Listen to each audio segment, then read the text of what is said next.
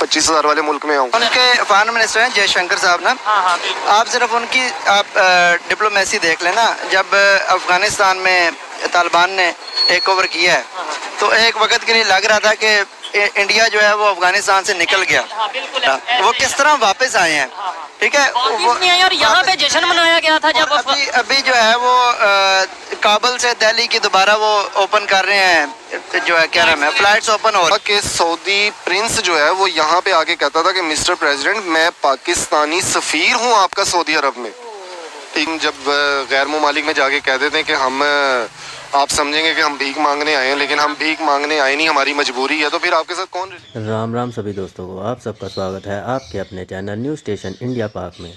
Saudi ambassador जो भारत के लिए अपॉइंट हैं, उनका कहना है कि भारत हमारा दोस्त है और हम आगे भी चाहते हैं कि हमारे रिलेशन भारत से बहुत अच्छे बने रहे। उधर पाकिस्तान में यह सुनकर पाकिस्तान की आवाम हुई पानी पानी। पाकिस्तान का ब्रदर मुल्क हमारे साथ कैसे डील करता है और भारत को कितनी तवज्जो देता है, आगे आप खुद देखिए और सुनिए पाक मीडिया से। धन्यवाद। आपका नाम वीडियो रिकॉर्ड कर रहे हैं वो ये है, अगर पाकिस्तान के रिलेशंस की बात की जाए नेबर कंट्री या ओवरऑल इंटरनेशनल लेवल पे जो कंट्रीज हैं उनके साथ रिलेशन की बात की जाए, आपको लगता है कि हम बेहतरी की तरफ जा रहे हैं? हमारे जो रिलेशंस चल रहे हैं ना, ठीक है, उसमें जो हमारे टिपिकल रिलेशंस हैं, जैसे हमारा फाइनेंशियल क्राइसिस चल रहा है, ठीक है, तो इसमें हमें जो कंट्री शुरू से सपोर्ट करते आ रहे हैं, चाइना और सऊदी अरेबिया, हमें उनके साथ ना बना के रखनी चाहिए, ठीक है। नए सिरे से हम अफगानिस्तान या इंडिया का इशू अभी इस हालत कंडीशन में हम नहीं है। फॉरम पे फर्ज करें मैं अगर बात करता हूँ, अभी आप तुर्की का इंडिया के आपने हवाला दिया और हमने वहाँ पे क्या किया, अब वहाँ पे अर्थक्वेक आया, हमने जो हमारे पास फ्लड विक्टिम्स के लिए इमदाद आई थी, हमने उसी को रीपैक करके उसका टैग भी चेंज नहीं किया और वही हमने वापस भेज दिया। लानत है तुम लोग के, लानत। अब हम उनको सपोर्ट करेंगे, हमारे रिलेशन अच्छे जा रहे हैं। फॉर एग्जाम्पल ईरान है, ईरान और सऊदीया की हम बात कर रहे हैं। अगर हम ईरान को सपोर्ट करेंगे अगेंस्ट सऊदीया तो हमारे और सऊदीया के रिलेशन जो है वो ख़राब हो जाएंगे। इधर देखते हैं तो कर्जा, इधर देखते हैं तो कर्जा, उधर देखते हैं कर्जा, पीछे देखते हैं कर्जा। लेकिन अगर उसी के अगेंस्ट सुन्नी का तो हमारे पास है ही ना। सबसे बड़ा जो फैक्टर है ना वो ये है कि इंडिया की इकॉनमी $3 ट्रिलियन की है, 6 की हो चुकी है, वो 5वीं बड़ी इकॉनमी है। अगर नॉमिनल जीडीपी पे करें तो वो कहते हैं जी तीसरी बड़ी इकॉनमी है, ठीक है। और हम कहीं जाके 25वें 26वें नंबर पे भी नहीं आते। अब एक ये बड़ा फैक्टर है उनकी। दूसरी बात है उनकी फॉरेन पॉलिसी आज़ाद है, ठीक है। जब फाइनेंस आपका आज़ाद होता है ना, आपकी फॉरेन पॉलिसी आज़ाद होती है। हमारे पास जो हमारी फॉरेन पॉलिसी है, हमारी फॉरेन पॉलिसी क्योंकि फाइनेंस हमारा आज़ाद नहीं है, हमने IMF की माननी है और IMF जो है वो अमेरिका में वाशिंगटन में बैठा है। फाइनेंशियली इतना स्टेबल नहीं था कि तो बात ही ना करें ना, हम कौम थोड़ी, हम तो लोगों का जत्था है,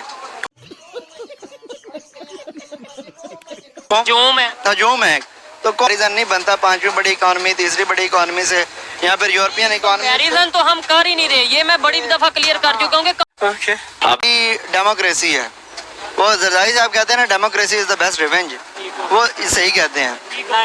90s में ना वो भी IMF के पास गए, उन्होंने $1 बिलियन लिए, उनके हालात भी हमारे जैसे हो गए, ठीक है। यहाँ पे मुझे अच्छी तरह याद है जब हम बचपन में थे, इंडिया में गुर्बत बहुत है, वहाँ पे वॉशरूम नहीं है, वहाँ पे लोग झोंपड़ियों में सोते हैं। आज उन्हीं लोगों के लिए हम कह रहे हैं उनके साथ तो कंपैरिजन बनता नहीं। हाँ, ये फैसले लेने पड़ते हैं। वो जब 90s में गए ना, उनका जो प्राइम मिनिस्टर थे वो सोशलिस्ट थे उस टाइम ना, उनका नरसिम्हा राव या क्या उनका नाम था, जयशंकर साहब ना। आप सिर्फ उनकी आप डिप्लोमेसी देख लेना। जब अफगानिस्तान में तालिबान ने टेक ओवर किया है तो एक वक्त के लिए लग रहा था कि इंडिया जो है वो अफगानिस्तान से निकल गया, ठीक है। हाँ जी, इंडिया अफगानिस्तान से निकल गया, उनके जो कुछ प्रोजेक्ट्स है उधर से वो उनको निकाल दिया गया।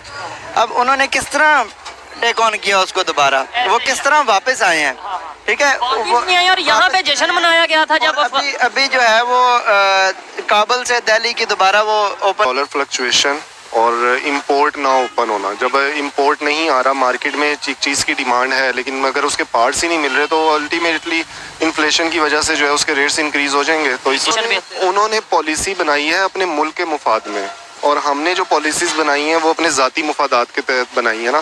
اب آپ دیکھیں کہ ہمارا فورن منسٹر جو ہے وہ ساری دنیا کا ٹور لگا کر آ گیا, لیکن وہ افغانستان نہیں گیا جس کی ہمیں سب سے زیادہ ضرورت تھی. ایک سوچے سمجھے منصوبے کے تحت ہمیں غریب اور ان ایجوکیٹڈ رکھا جا رہا ہے. ہم بنگلہ دیش کی بات کریں گے, ہمارے یہاں پہ ایک محاورہ استعمال ہوتا تھا کہ تم ٹکے کے آدمی نہیں ہو. اب ہم 3% کے لوگ نہیں ہیں. وہ اگر 1% کے نہیں رہے تو ہم 3% سے بھی گر گئے ہوئے ہیں.